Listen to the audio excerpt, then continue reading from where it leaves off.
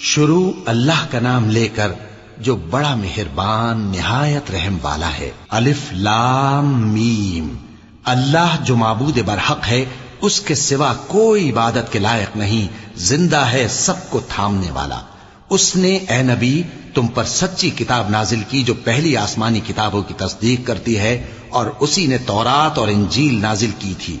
ये दो किताबें उसने पहले नाजिल की थीं लोगों की हिदायत के लिए, और फिर कुरान जो हक और बातिल को अलग अलग कर देने वाला है नाजिल किया। जो लोग अल्लाह की आयतों का इनकार करते हैं उनको सख्त अजाब होगा, और अल्लाह जबरदस्त है, बदला लेने वाला है। अल्लाह ऐसा खबीर और बसीर है कि कोई चीज उससे पोशीदा नहीं, न जमीन में और न आसमान में।